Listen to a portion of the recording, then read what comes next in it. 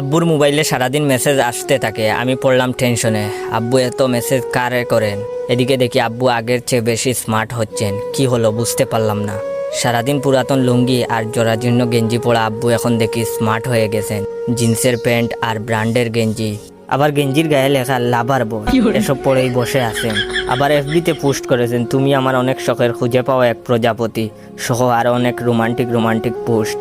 মনে মনে ভাবলাম যাই হোক, এখন মানুষ বলবে আমার আব্বা অনেক স্মার্ট, অনেক আধুনিক। ধীরে ধীরে দেখি বাবা খাওয়া দাওয়া রেখে চাট করতে ব্যস্ত, এছাড়া জিমও করেন। এলাকায় হাঁটেন আলাদা একটা ভাব নিয়ে, মনে হয় 16 বছরের তরতাজা যুবক। এমনকি দেখি উনার বাঙ্গা বাইক রেখে আমার নিউ জিক্সার বাইকটা নিয়ে এখন কই যেন যান বুঝি না। হঠাৎ একদিন আমার ফ্রেন্ড কল দিয়ে বলল, জয় তোর বাবার মাথায় কি প্রবলেম হয়েছে? আমি বললাম কেন রে? সে বলল তার বোনকে দেখলে নাকি আমার বাবা সিটি বাজান, চুখো মারে আর রোমান্টিক গান। আমি এখন বন্ধুকে কি বলবো ভেবে পাচ্ছি না। বন্ধুকে বললাম আচ্ছা বাবা বাসায় আসলে জিজ্ঞাসা করব। বন্ধু বলল তাড়াতাড়ি বিচারটা করে দিও, নইলে তোর লুচ্চা বাপের গায়ের চামড়া থাকবে না। আমি অনেকটা লজ্জা পেলাম। বাবা আসার পরে বললাম, বাবা এসব কি শুরু করছো তুমি? তোমার কারণে কি বাসার বাইরে যেতে পারবো না? বাবা বললেন কেন, কি হয়েছে? আমি বললাম আমার বন্ধু শামিমের বোন সাইমাকে দেখলে তুমি গান গাও আর খারাপ ভঙ্গি করো কেন? বাবা বললেন এখানে খারাপের কি আসে? একটা মেয়েকে ভালো লাগলে পুলাপান তো এরকমই করে। আমি বললাম বাবা তুমি এখনো পুলাপান রয়েছো কি?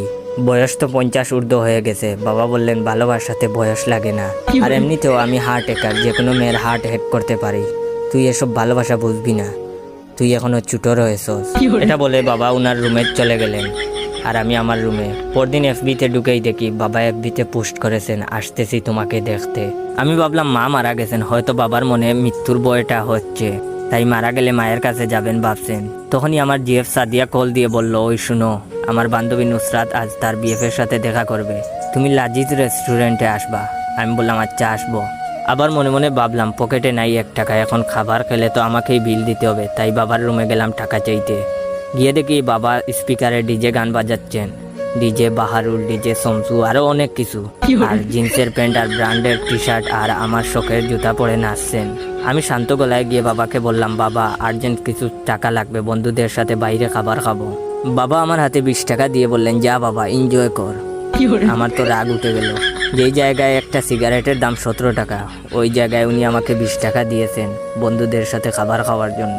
এটা হচ্ছে ভিডিওর সেকেন্ড পার্ট। চাইলে এই জায়গায় শেষ করতে পারতাম ভিডিওটা। যদি এই ভিডিওতে বেশি বেশি লাইক কমেন্ট শেয়ার আসে, তাহলে এই ভিডিওর থার্ড পার্টও নিয়ে আসবো আপনাদের জন্য। আর হ্যাঁ, আমার টিকটক অ্যাকাউন্ট বাইসা বনফায়ার আর ইউজার নেম ইয়োর জয় অ্যাকাউন্টটাকে ফলো দিয়ে রাখবেন। ধন্যবাদ।